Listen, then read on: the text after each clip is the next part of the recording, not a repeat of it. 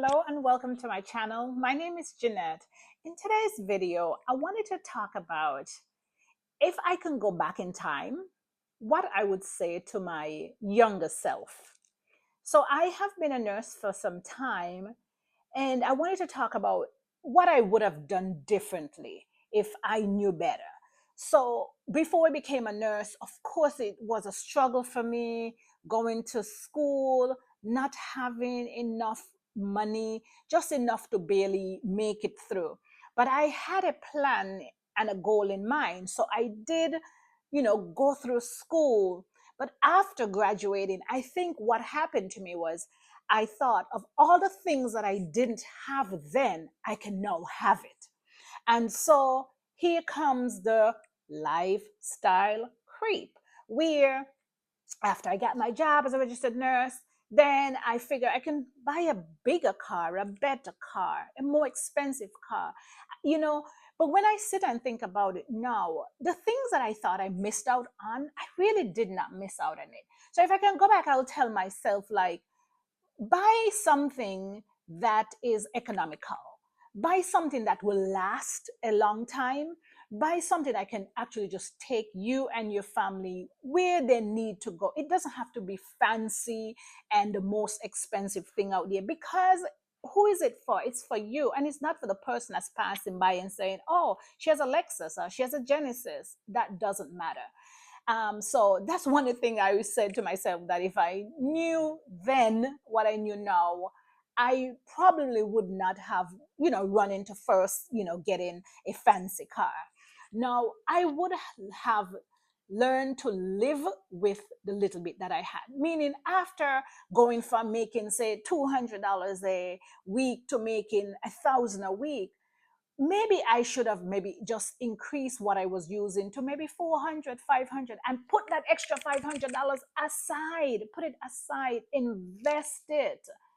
But instead of that, now that I have the money, you're thinking like, oh, I can buy this and I can buy that. But if only I would have lived and maybe what I was living on, or a little bit more, I would have had more put aside throughout all those years.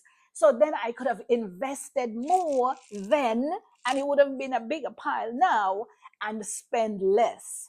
And as I said, I've been reading a lot of books in terms of finances, and I'm very intrigued by the minimalist lifestyle. I don't think I'll ever get there, but some of their concepts really are good to me. Like, meaning, like, some of the things that I know that I have, like one day I was saying to my husband, look at the china cabinets that is just full with dishes that probably comes out once a year, maybe for Thanksgiving, maybe for Christmas, but we just have it there. And so when you live that different lifestyle, you use what you have, and that is it. You don't have a lot of things put aside. I'm also teaching myself to stop going to BJ's and buying up all these lots of toilet paper, these lots of Dawn and Tide and Downy, and just always want to have them there. No, if it's finished, I go and get one. But instead of me hoarding all these things, but I think it's my mind. It's just thinking like I didn't have it and now I want to have it. So I'm trying to stay away, get away from that mindset. So these are some of the things that if I could tell my younger self then, like, Jeanette, do not do this. You don't need to have a whole pantry full of all these different types of cereal. And sometimes they stay there and they get old. Sometimes I go to my pantry and I'm throwing out things that have expired because I didn't use them. When my big daughter visits me, she goes into the refrigerator and she'll start throwing out some of these salad dressing because there's so many of them in there, because you want to have choices. But that's just not a good way of putting your money aside. So now I'm doing much better. I am budgeting. I am looking at what I need. Just not too long ago, I told my family, I said, we're going to be shopping twice a month for like the things that we really need. Yes, I understand some things I might need, like milk and things that I might need more. But sometimes what I've been doing is going to BJ's, buying my milk, like 5 at a time, putting them out in my freezer so that I have them. So I don't have to always be going to the store to buy these things. So these are just little ways to me, if I can tell my younger self how to save money, how to just be better at my finances. These are some of the things that I think that I will do.